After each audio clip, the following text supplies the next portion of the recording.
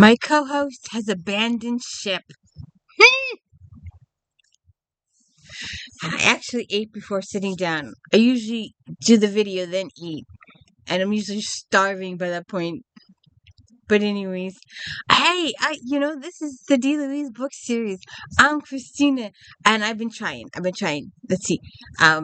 Welcome to the Louise book series.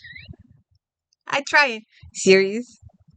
Uh, this is where we read books and talk books. No special effects, no theme music, none of that fancy stuff going on there. And thank you to Casey for helping me just a tad with my signing.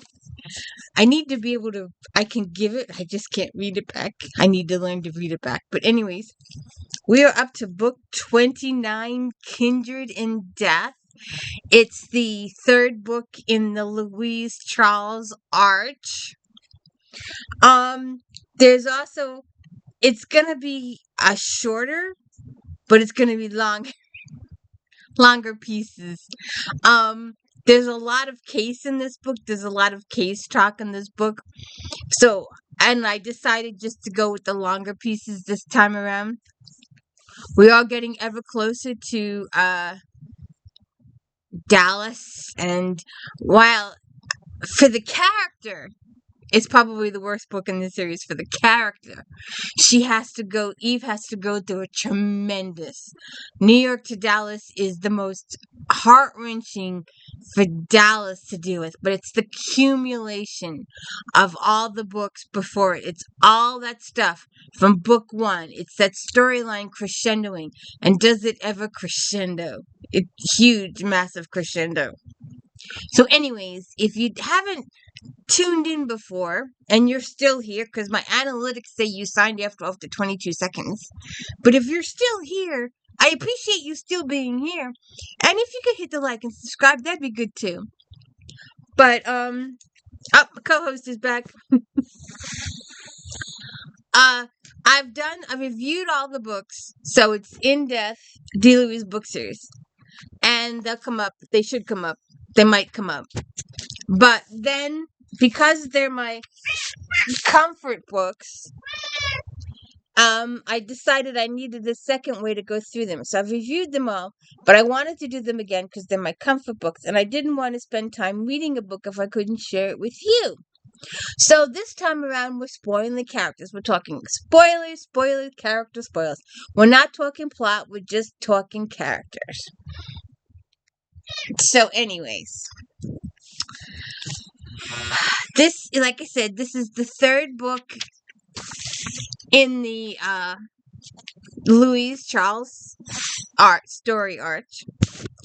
And this is their wedding story arch. And this is also a sad book because a young girl is killed because her father is a police officer. It has nothing to do with her at all. It's just because someone has been brainwashed by their parent to believe such incidents happened, and they're doing their father's revenge work, I guess. Excuse me, young lady. No. Yes, I know. She won't come upstairs. But when I'm downstairs, she's got to have her morning brush. It's a I have to videotape it one day. I really have to do. It's she runs back and forth and screams and yells and meows and panic meows, heart-stricken meows. Take out the brush, and that's all I have to do is take out the brush. Completely stops. Brush me, mommy. So, anyways, this is a heart-wrenching book because of the young girl's death, but the rest of it, we get to see Jamie again too, by the way.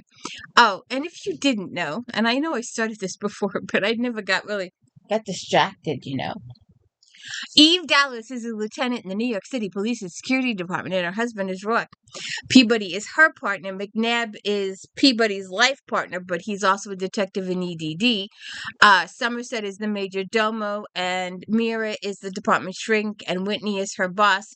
Tibble is the bigger boss. Baxter and Schuhart work in her department. Nadine is a reporter for Now. She also has her own Channel 75, and her show is Now, happening now, news happening now. And Somerset, Mira, Nadine, Trina, come on, Eve, you gotta cut your hair and do your makeup, Eve. And there's one other person I forget to mention.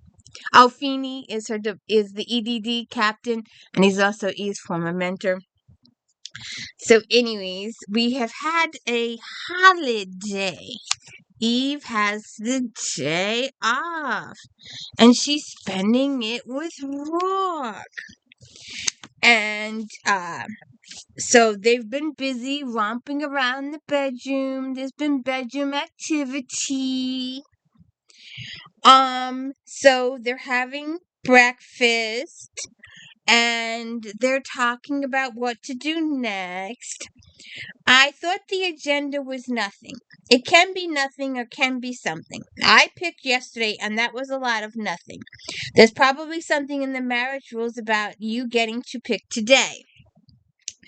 Ah, yes, the rules. He set down the tray. Always a cop. Galahad padded over to the either place as if he hadn't eaten in days. Galahad is their cat. Rourke pointed a warning finger at him, so the cat turned his head in disgust and began to wash. Always, not me, not me, not me, not me. My pick then, is it? Well, let me think. It's a lovely day in June. Eve curses. You've got a problem with June or a lovely day? No! S-H-I-T. June! Charles and Louise. Scowling, she chewed bacon. Wedding, here. Yes, next Saturday evening. As far as I know, that's all under control. Peabody said, because I'm standing up for Louise, the matron of honor or whatever, I'm supposed to contact Louise every day this week to make sure she doesn't need me to do something. Eve scowled, darkened as she thought of Peabody, her partner. That can't be right. Can it? I mean, every day? I mean, Jesus, plus what the hell could she need me to do? Errands? She stopped eating, narrowed her eyes at him. Errands? What do you mean by errands? Well, no, I'm at a disadvantage having never been a bride. But best guess, confirm details with the florist or caterer. For instance, go shopping with her for wedding shoes or honeymoon clothes, or... Why would you do that to me? Why would you say these mean things to me after I rocked your world twice this morning? Likely true under the circumstances, but knowing Louise, she has it all well in hand. And knowing you, if Louise wanted someone to shop for shoes, she'd have asked someone else to stand up for her at the wedding. I gave her the shower. What else did she want? Eve was raised in the foster system. Eve had a terrible childhood, as we discussed earlier. It will all come to a head in New York to Dallas. It will explode in New York to Dallas. But, so she's not used to all this stuff. She's not used to socialization, although she's getting better at it. I gave the shower at his barely smothered laugh. She drilled a finger at his arm. It was here. I was here. So that's like giving it. Yeah, Peabody and Nadine did most of the stuff. Peabody, Nadine, and Mavis did most of the stuff. Rourke just paid for it. And I'm getting a dress and all that. He smiled, amused by her puzzlement and fear. When it came to social rights, what does the dress look like? She stabbed into her eggs. I don't have to know what it looks like exactly. It's some sort of yellow. She picked it out. She and Leonardo put their heads together. The doctor and designer. Mavis says it's squared. Well, if Mavis says it's okay. Mavis is our rock star best friend, and Leonardo is her designer husband. She considered Mavis Freestone's particular style, which is kind of scary now that I think about it, but why am I thinking about it? I have no idea. I can say that while Mavis' taste in fashion is uniquely unique, as your closest friend, she understands perfectly what you like, and Leonardo knows exactly what suits you. You look exquisite on our wedding day. I had black eye paint under the paint. Exquisite and absolutely you. As for etiquette by Peabody, I'd say contacting Louise wouldn't hurt. Just letting her know you're willing to help out should she need it. What if she needed it? She should have asked Peabody. What is she asking me for? I think it's called a bridal attendant. Whatever. They're tight, and Peabody really gets into this female thing. The insanity of it as far as I'm concerned. The fuss, the frills, the frenzy. Maybe it's weird because Peabody used to date Charles, sort of, before she hooked up with McNabb, and after too. But they never banged each other professionally or personally. Who's Charles? Who? Charles and McNabb. Stop!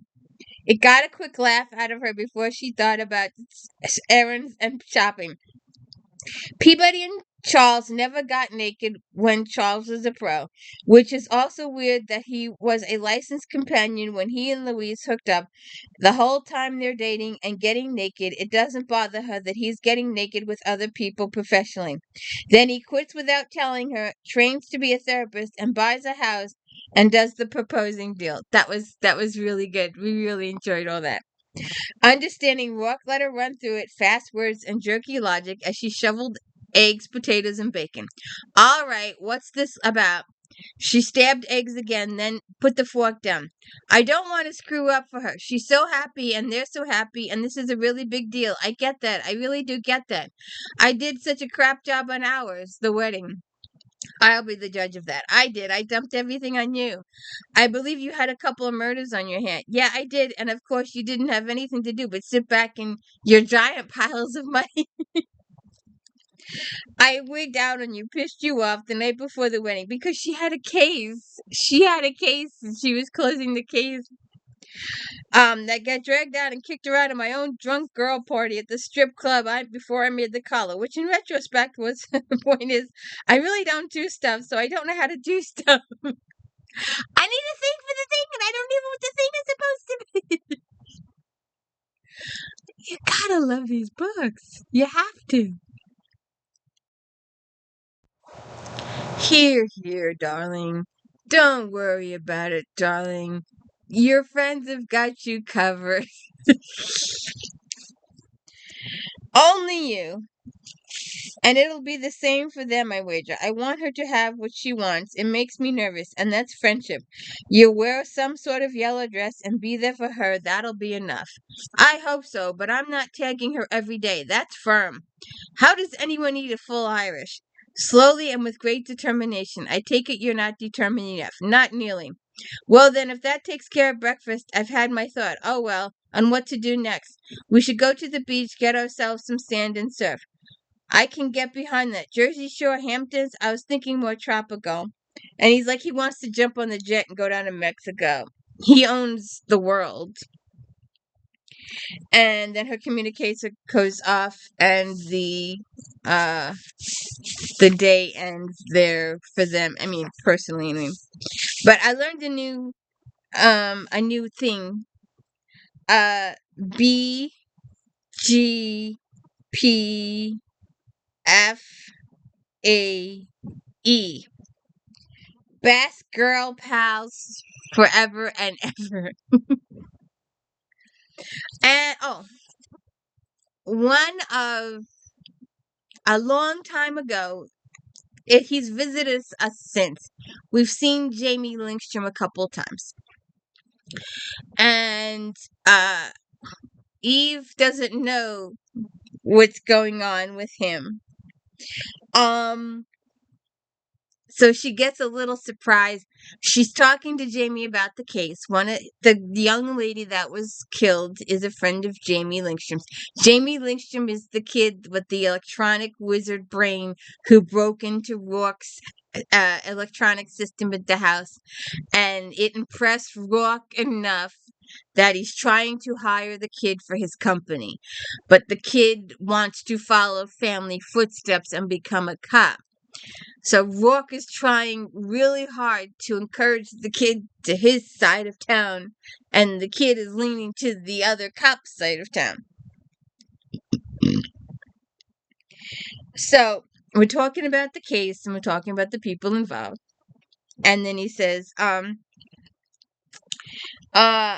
I didn't want to talk to anyone, but she just kept being there until I had. I'm going to be there for her now. I can handle it. In 3 years, when I finish college, I'm joining the force. College first. That's the deal I made. But then I'm going for the badge. I can handle it. Deal with who? With Rourke. Since he's picking up the freight the scholarship doesn't cover. And you didn't know that. The faintest smile came back to his eyes. I guess he knows how to keep things tight.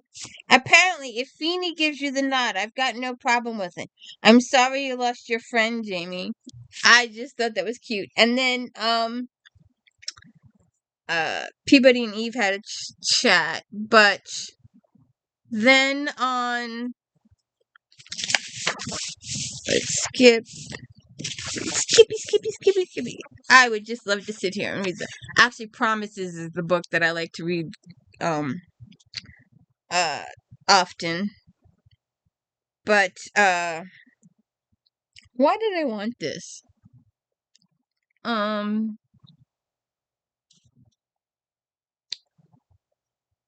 Suit yourself. Oh, she's talking to Rock. She's talked to Rock about, they had this lengthy conversation, and there was some information about the case, and then she gets to this. Rock says he's going to come down to Central, hang out with Feeney for a little while. And she says, suit yourself. Question, why didn't you tell me you were supplementing Jamie's scholarship? Busted! He looked mildly disconcerted. It's not a crime. Well, now, I'm not altogether sure. As you'd see it as a bribe, wouldn't you, to lure him into one of my companies? Isn't it? Damn right, and a fine one, too. But the boy's determined to be a cop. If he's still of that mind when he finishes university, your gain is my loss, and he's bloody brilliant. As good as you? No, but a good deal more honest. I'll see you at Central. Don't take the fifth. Jesus, I wish you could see this. And she talks about a street sign. So anyways, whenever Rock is at Central and there's a conference going on, Eve is called to fill people in. He tells her to take a blocker for the headache that she has.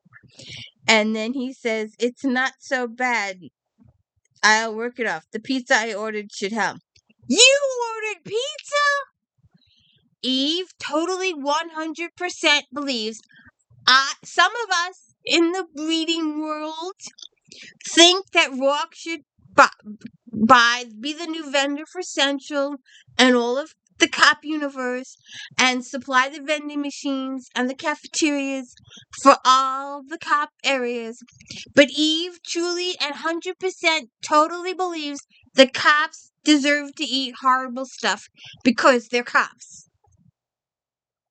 I don't get it, but that's just the way her brain thinks. And we will slowly, microscopically, Eve will learn about her own personal auto chef in her office. That serves more than coffee. But she doesn't know this yet. It's going to take her a few books. So he says, I ordered pizza. The pizza I ordered should help. You ordered pizza? The part of her that yearned warned against the part of her that wanted to maintain discipline. I told you not to keep buying food from my cops. You'll spoil and corrupt them. There's only one cop I'm interested in spoiling and corrupting, and pizza happens to be a weakness of hers. She drank her coffee, doing her best to scallop him over the rim. Did you get pepperoni? Gotta love it. And Let's see. Then a couple of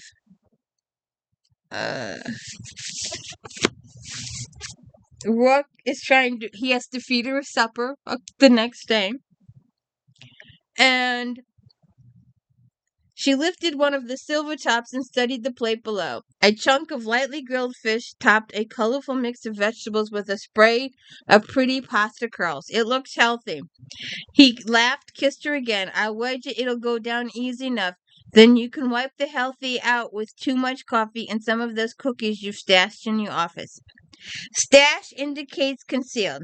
They're just put away in a manner that certain people whose names rhyme with Tree Buddy and McBlab can't find them and scarf them down. She stabbed some fish, ate it, it's okay. As alternative to pizza, there is no alternative to pizza. I remember my first New York's pizza, the real deal, out of school age, shook myself out of the system and hit New York, applied to the academy. I had a couple weeks and I was walking the city, getting my bearings. I went into this little place downtown, West Side, Palumbo's. I ordered a slice. They had a counter that ran along the front window, and I got a seat there. I bit in, and it was like, I don't know, my own little miracle. I thought, I'm free, finally, and I'm here, where I want to be, eating this goddamn pizza and watching New York. It was the best day of my life. Until, of course, she married Rourke, of course. But you move out of New York. The number one thing, you talk to anyone, any New Yorker who has moved out of the state, especially the Manhattan, Queens, Brooklyn, Bronx, Harlem, Long Island, especially the downstate area, they will tell you the number one thing is the food. The best Chinese, the best Japanese, the best pizza, the best delis, the best bakeries. Do you know what a BEC is? BEC. Bacon, egg, and cheese on a bagel. Or a Kaiser. There is no other but a bacon, egg, and cheese on a Kaiser at a deli in New York. There is no such thing as a better pizza than a New York pizza. And the Chinese is better. And the bakery there's a real bakery. There's an absolute real bakery.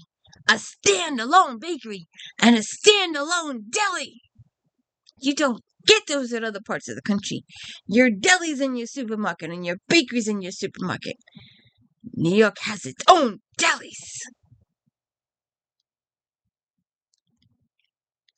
Anyways, a person can get carried away. So, I'm going to skip a couple of the other ones. Some of them are really part of the storyline. But I just clipped this little piece. I just saw this. So Peabody was with Eve at the house. They're just coming in. They've been handling the case. And she's like, tell Somerset to set you up somewhere. She parked and pushed out of the car. It's not going to be his neighborhood either. He wouldn't want someone to see him stop him speak. Not when he was with her, just the two of them. She walked in, simply jerked her thumb at Peabody when Somerset appeared. Captain McMasters is waiting in your office. Commander Whitney is with him. She said nothing but started up. Your gown is ready and will be delivered today. My what? Your gown for Dr. D'Amato's wedding. Leonardo would like to see you in it in the event it requires any further fitting. Eve opened her mouth, closed it, made some growling sounds. It's fine. It'll be fine. Just put it wherever you put those things. Gowns, fittings, weddings, for God's sakes. Was she supposed to call Louise and report on the gown? Just Eve is so uncomfortable with all this stuff. It's just, Alright, let's skip forward.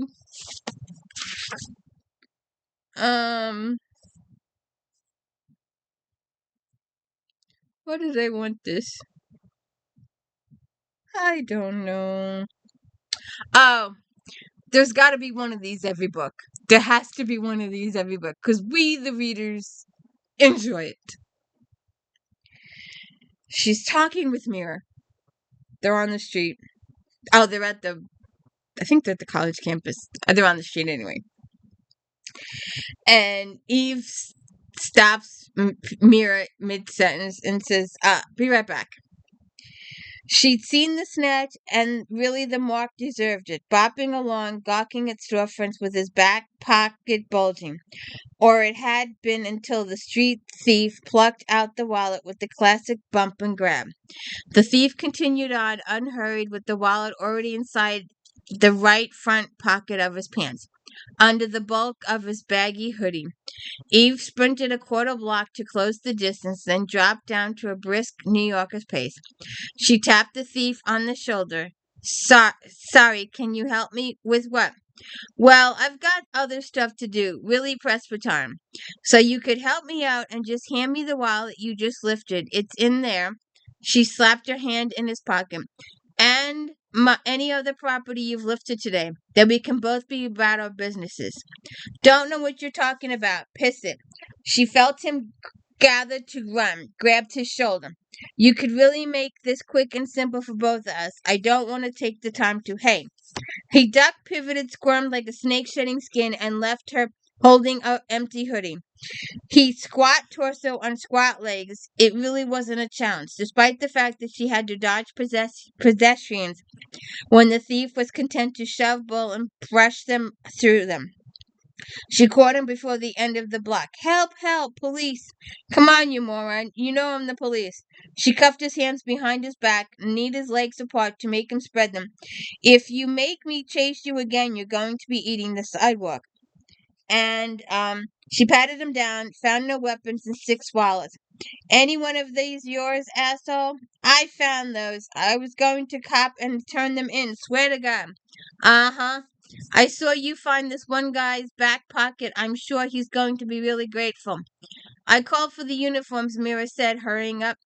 Good, saves me. See? You couldn't just help me out. Now we're both going to have to go through the deal. You. She pointed at the mark who was currently one of the looky-loos. Me? I didn't do anything. Got ID? Sure, My wallet's gone. Isn't that a coincidence? I've got it right here. Keeping one elbow in the small of the thief's back, she held up the wallet. It's like magic, isn't it? To get it back, you'll need to wait for the uniformed officer's file report. I was having a good day, a really good day. It's in the toilet now. She held up a badge to flash the 2 uniforms hustling their way. It took time she didn't want to spend, but in the end she supposed justice was served. He had a choice. She gave him a choice. You gave me such a start. 1 second you're there, the next you're jumping over the rail and running. Yeah, another reason not to wear fancy duds and ankle breakers. She means high heel shoes. So, let's see.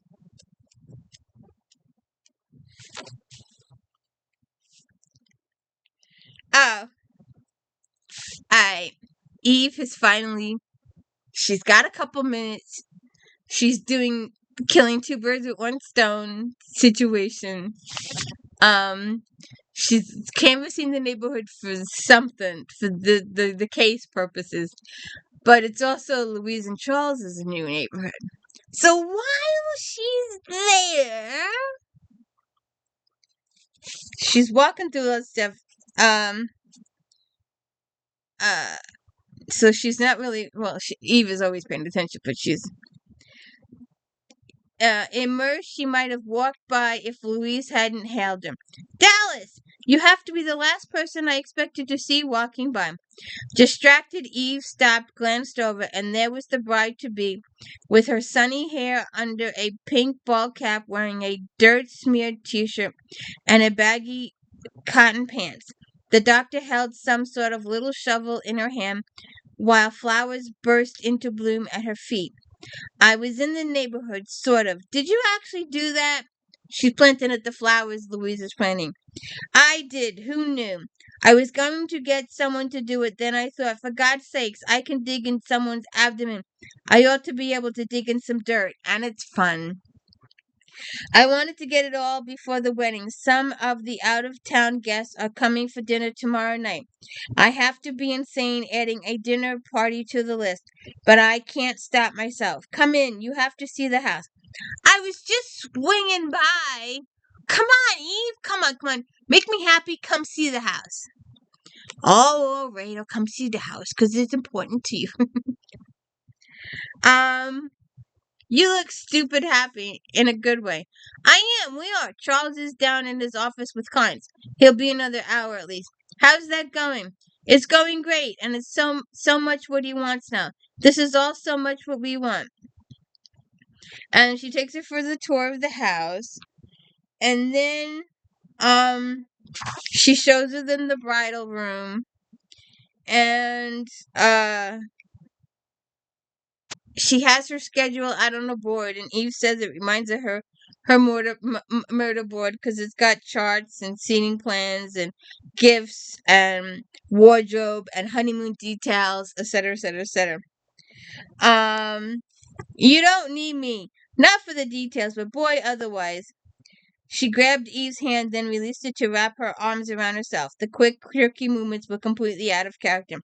Maybe you need a drug, Eve says. Ha! I'm nervous, and I never expected to be. We're changing our lives for each other, making a life with each other. It's what I want. I want it more every day I'm with him. That's good. But I'm nervous because I want the wedding that one day to be so perfect, so exact. I'm making myself nervous about all the things that can go wrong. Silly, I caught up in the fairy tale day.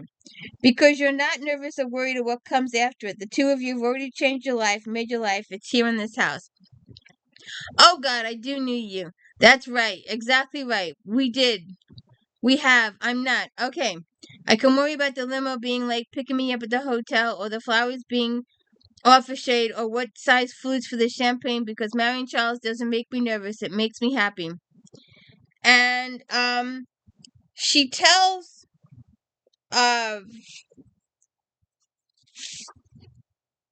Louise, don't stay at a hotel the night before the wedding. Stay at the house. So she's going to stay at the house. Maybe obsession. I don't want Charles to see me before the wedding because of the ridiculous bad luck myth. Maybe it's not so myth. Why take the chance? Since I'm going to need all day to get ready and deal with the details, I decided to stay in a hotel the night, get my spa services there, have Trina come in and do my nails, hair, and makeup, that sort of thing. Here, Eve realized was something she could do as matron of honor. Cancel all of it. You can't stay in a hotel alone the night before. You can stay at the house where it's all happening anyway. You can do Trina wherever you need her. Maybe you want a couple of the women friends with you. It's a ritual thing, right? Face glowing, stunned, Louise shot out her hands to grip Eve. That would be absolutely amazing, absolutely perfect. I mean a lot to me. Then it's done. Thank you, thank you, thank you. Go log it on your board. I'll see you Friday. 5:00 rehearsal, Louise called out. Sure. She wondered, rehearsal? Jesus had to do it all twice? And just to spoil alert, Eve misses the rehearsal because of cop stuff. But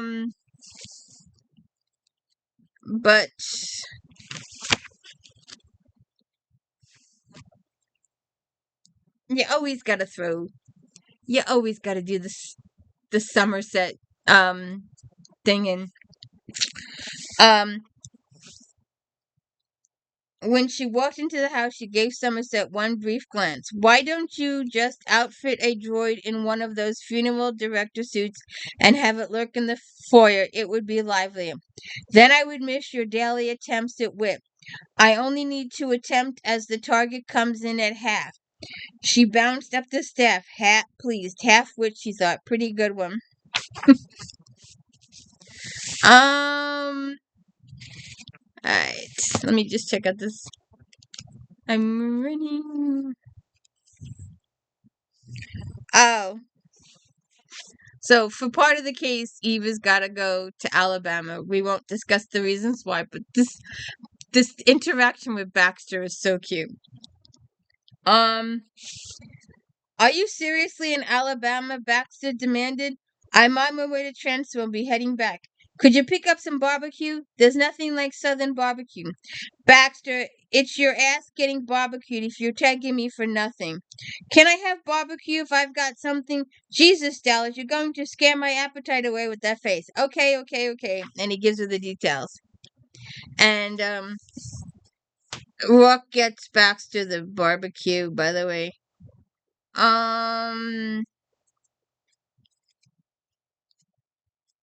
Then, she runs into Charles, too, during the case. But, I'm going to spoil. We're just going to skip to the end. The biggest spoiler in the book. We are going to skip to the end. The room smelled like a garden and sounded like a flock of birds, possibly chickadees, had just taken roost. Why, she wondered, were women so often sound like songbirds when they gathered together for one of their rites? She sat because she told herself it was her job to sit in what Peabody had gleefully dubbed the bridal suite, while Trina slathered God knew what all over her face. Stop squirming, Trina says. When, by all that's holy, are you going to stop? When I'm finished. This product is going to help ease the bruising and cover it up. You could have at least tried not to get hit in the face right before the wedding. It seems to be tradition. Eve got hit in the face before her wedding, too. What I'm trying to say, it's not so bad. We got a lot of treated last night when you finally got here. Would you get off my murder, two vicious killers, etc., etc., etc. I'll add it to your scorecard, Trina says. Peabody, her hair glossed and curled, her square jaw polished and painted, peered over Trina's shoulders. You can hardly see it, plus it makes her skin look all dewy. Wait till I add base. More? I already have an inch traveled on. Why can't I quit your bish and have some champagne? Looking flip, Dallas maybe says. Is that the most total day ever? Here, Bellamima, a minute, I want to get bubbly for the bride. So saying, she dropped her 6-month-old daughter in Eve's lap. Mavis! But it was too late, as Eva had a armful of chubby baby in foaming lacy pink. Blonde curls and pink ribbons danced as Bella bounced. Gah! Okay, God, okay, what are you always smiling? What do you know? Bella squealed, gave a kind of push, and straightened her legs until she was standing, weaving and bobbling, a maniacal look in her eyes. An ice pick of panic rammed into Eve's stomach. She's always trying to take Eve's diamond. And, a little case talk. And,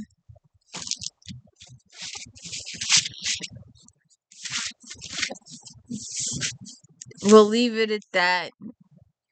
Kindred and Death. I forgot to bring down the next one. We'll do it next week anyway. Kindred and Death, book 29. Don't you just love it? Don't you just love even? And we're getting closer to New York to Dallas, by the way. Oh, and hey, don't forget to check out Unboxing tomorrow, Flashback Monday, my daily book reviews, and Star Trek Next Generation Recap Friday, Star Trek Voyager recaps on Fridays, and If Thens. If you like this book, you might like that. If you like this author, you might like that author. There's 200 of them out there. Have a good one.